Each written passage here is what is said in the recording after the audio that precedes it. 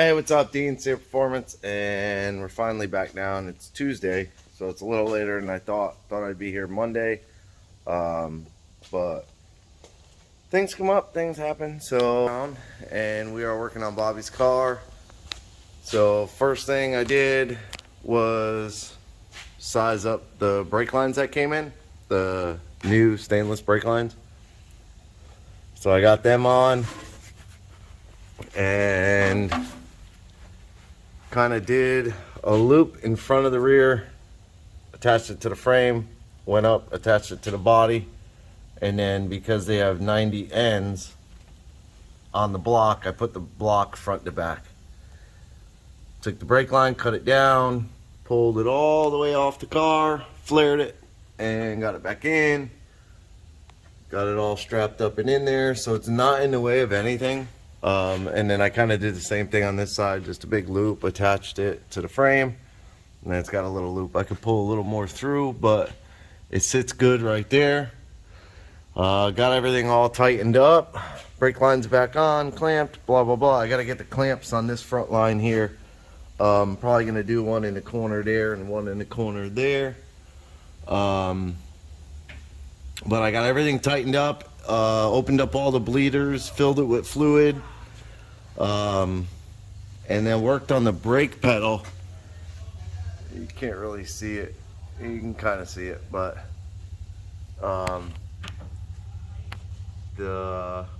nope, you can't see it. Of course, I already put it on the lift. Right up in there. Oy vey. Right up in there, you can kind of see the heim joint.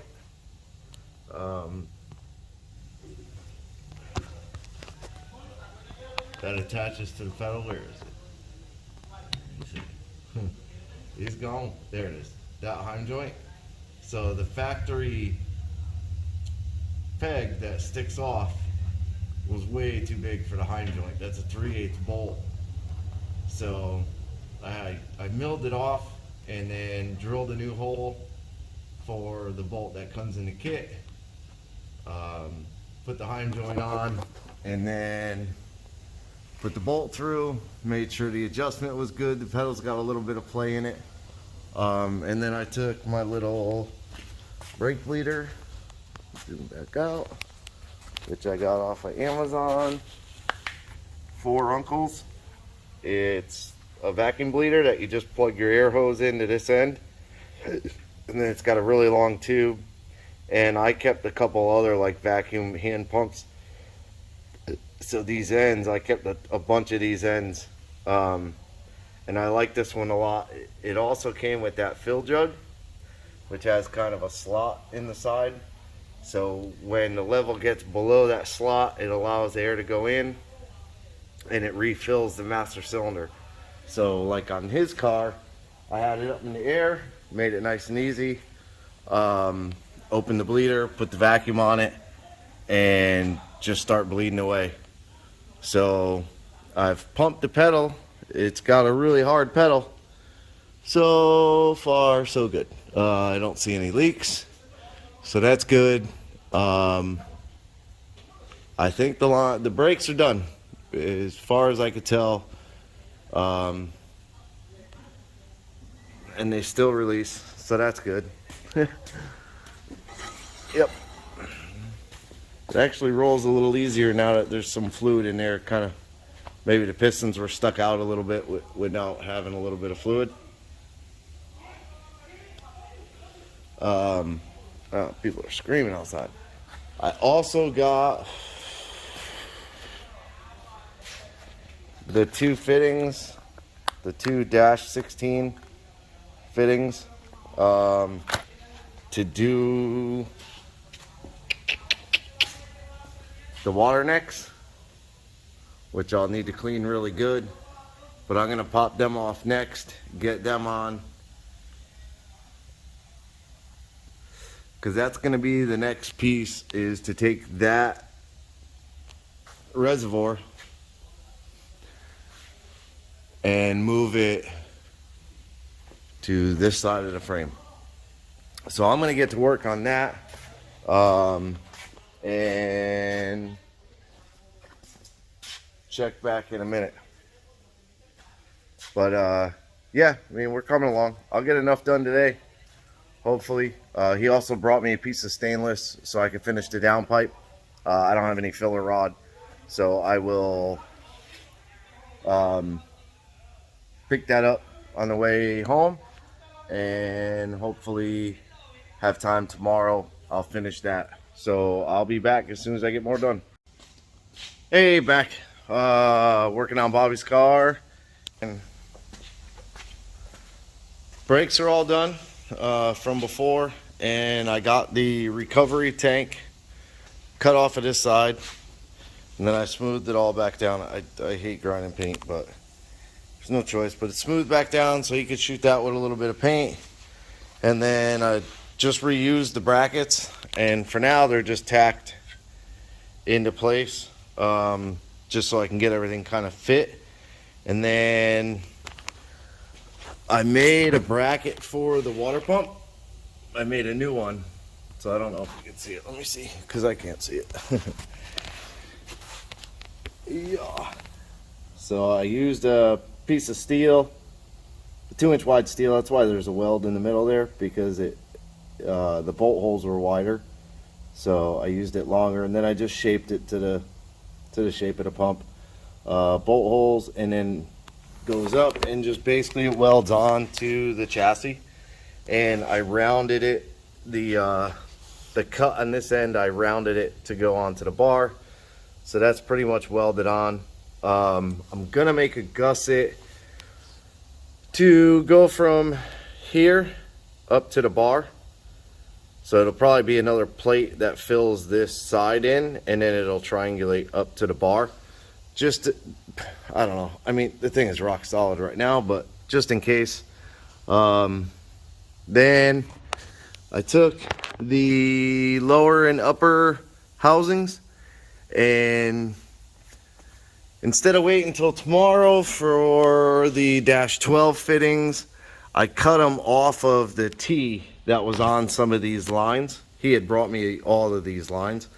So I cut the ends off the T, welded it onto the lower, made a little piece of hose with a straight and a 90. So this is the outlet of the pump. Then the inlet of the pump will go to the lower on the radiator, which is like the outlet of the radiator. So it'll come in here, it'll pump it up, it'll push it up, you know, it'll push it in the motor and up through the motor. And then again, I cut the other side off, welded it onto the upper, and then made this hose here that comes to a 90 to the side of the tank. We got to cap that line there. Then the other bottom goes to the upper of the radiator, which I have to take and turn that fitting. But that's all done. For the most part, just finish the welds on the tabs. Then that'll be 100% done. Everything's sealed. I put new O-rings on this little tube right here. I don't know 2JZ motors.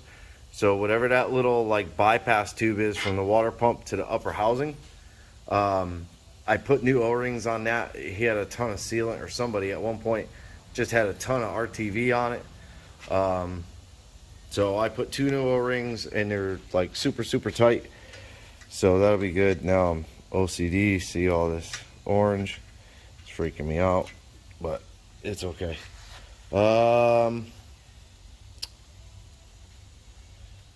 Yeah, I mean, pretty much all that's left is to finish the downpipe, finish these welds, and then again, I'm going to take this, cut it off, and I'm going to redo it into the front. This is his IAT sensor plug, and like that's a pretty far stretch, plus it's near the throttle cable.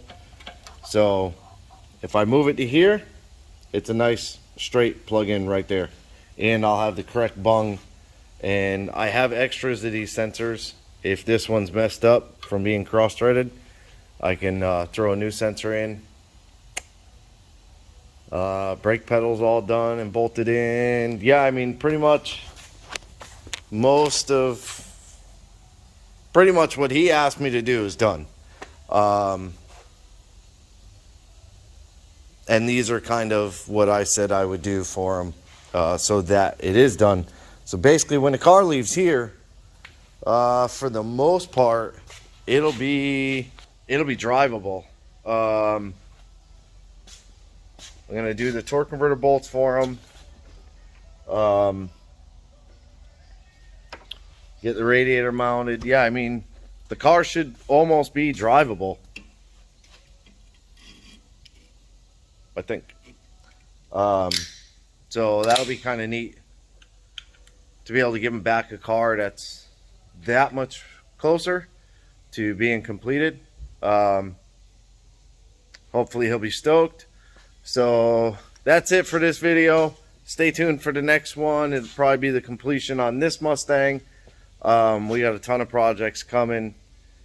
We have a big meeting tomorrow for a lot of new projects. So we might go over some of those. They're not car related. Then I have Zach's Mustang. I got a bunch of parts for it.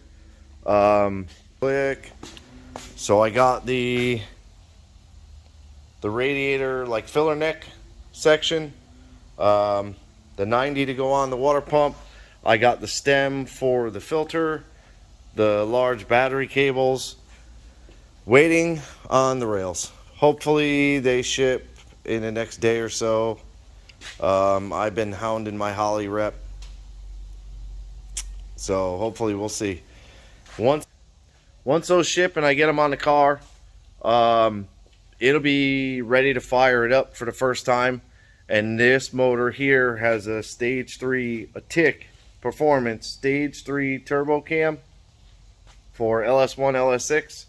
So stay tuned for that. Appreciate you watching. Like, subscribe, hit the bell to be notified of new videos, and have a good day.